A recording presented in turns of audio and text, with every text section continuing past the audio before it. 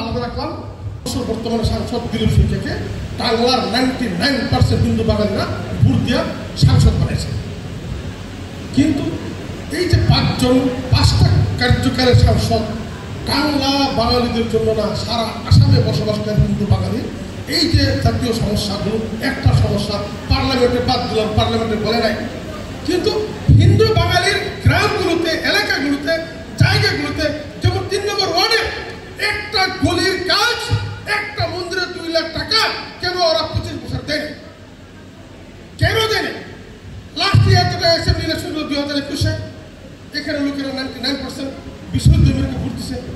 বিশ্বযুদ্ধ MLA পানেরি, speaker বিধানসভা। আজকে বিশ্বযুদ্ধ বাড়িতে এই এলাকাতে একটা কাজ করা আমরা দেখি। আমাদের লোকেরা বিশুদ্ধ করে কিছু বলতে পারে, সাংসদদেরকে কিছু বলতে পারে।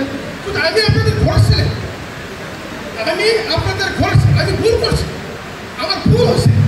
আপনারা আমাকে কেন ধরতে পারেন? আপনারা আমাকে গাল করতে পারেন, আপনারা আমার বিরুদ্ধে কথা বলতে পারেন, কিন্তু বিশ্বযুদ্ধ বাড়ি দিলীপ শইকীয়া, জীবন বগুড়ার বিরুদ্ধে আমরা কেউ কথা বলতে পারবো না। পারবে? পারবে? আমি আপনাদের জন্য, বাঙালি জাতির জন্য 35টা বছর পার করছি, অতিক্রম 35 বছর। 1990 সাল থেকে 2004 সাল পর্যন্ত বাঙালি ফেডারেশনকে আমি নেতৃত্ব দিচ্ছি।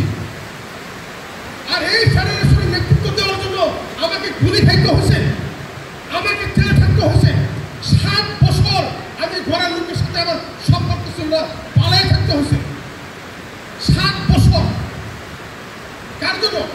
একমাত্র বাঙালি জাতির জন্য, বাঙালি সংগঠন করার জন্য।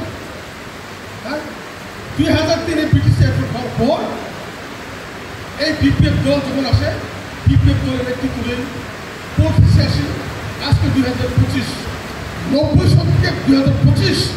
যদিও আমি রাজনীতি করি, আজকে আমি রাজনৈতিক দলের সদস্য। জাতির প্রতি দায়বদ্ধতা, জাতির প্রতি আন্তরিকতা তিল পরিমাণেও আমার কমে যায় নাই। বাঙালি জাতির বিষয়গুলোকে নিয়ে যতবার ফেডারেশন দিল্লি গেছে আমার টাকা দিয়েছে, কমল চৌধুরী যতবার দিল্লি গেছে আমার টাকা দিয়েছে।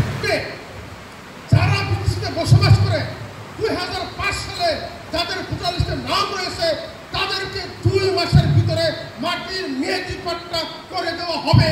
এইটা বিপিএফ দলের প্রথম গ্যারান্টি, প্রথম গ্যারান্টি। কারণ এই যে 22 তারিখের ইলেকশন, এটা বিপিএফের জন্য লাস্ট ইলেকশন নয়, অন্তিম ইলেকশন নয়।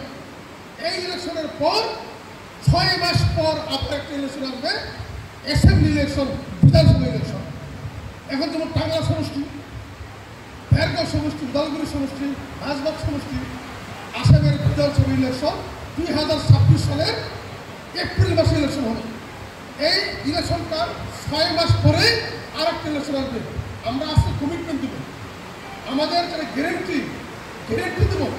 যদি গ্যারেন্টি আমরা সলভ করতে না পারি, কাজ করতে না পারি, 6 মাস পর আমরা দ্বিতীয়বারের জন্য আপনাদের কাছে যেতে পারবো না, ভোট চাইতে পারবো না, তাই না? আপনাদের কাছে ভোট চাইতে পারবো না। তাই আমি যোগী সরকার চ্যালেঞ্জ করে বলছি আপনাদেরকে, আপনারা আমাকে ভোট দেন, পাস করান, সরকার বিপিএফ হবে। আর আমরা প্রথম কাজ হবে 2 মাসের ভিতরে থাকা বিটিসি এলাকায় প্রত্যেকটা জাতি জনগোষ্ঠীর যারা যেভাবে দখলছত্র মাটি, তাদেরকে মাটি মেয়াদি পাট্টা করা হবে। এটা আমাদের প্রথম গ্যারান্টি। দাদা কি দেখিছে বিপিএফৰ এইবুলি মধুবাৰী সমষ্টিৰ আপুনি পাৰ্টি বিপিএফ? না, ইতিমধ্যে আমিতো বিভিন্ন গাঁওসমূহত বিভিন্ন অঞ্চলত আমি ঘূৰিছোঁ আৰু ৰাইজৰ যিটো সঁহাৰি, এইটো যথেষ্ট ভাল সঁহাৰি। যোৱা 5টা বছৰ দিগন্ত বৰুৱা ডাঙৰীয়াই সমষ্টিৰ ভোটাৰক পৰিৱৰ্তনৰ নাম লৈ যিবিলাক প্ৰতিশ্ৰুতি দিছিলে, সেই প্ৰতিশ্ৰুতি অনুযায়ী কোনো কাম নকৰিলে। তেওঁ নিৰ্দিষ্ট এটা টিমৰ কাৰণেহে কাম কৰিছে। আমাৰ যিটো জনগোষ্ঠী, বেংগলী জনগোষ্ঠী, মুছলমান জনগোষ্ঠী, বড়ো জনগোষ্ঠী, তেনেধৰণৰ বিভিন্ন জনগোষ্ঠী তেওঁলোকে কোনো কাম কৰি নিদিলে। আৰু যাৰ কাৰণে সমষ্টিৰ ৰাইজে সিদ্ধান্ত লৈছে যে এইবাৰ দিগন্ত বৰুৱাক শিক্ষা দিবৰ কাৰণে। আৰু শিক্ষা কেনেকৈ? নিৰ্বাচনৰ বেলটৰ মাজেৰে শিক্ষা দিবৰ কাৰণে। গতিকে নিশ্চিতভাৱে বিটিচিত হাগ্ৰাম মহিলাৰ নেতৃত্ব চৰকাৰ আহিব। তেনেস্থলত মধুবাৰী সমষ্টিৰ ভোটাৰে যে বিৰোধী পক্ষত থাকিব নালাগে, যাৰ কাৰণে সমষ্টিৰ ভোটাৰে সিদ্ধান্ত লৈছে যে বিপিএফ দলৰ প্ৰাৰ্থী হিচাপে মোক জয়যুক্ত কৰা।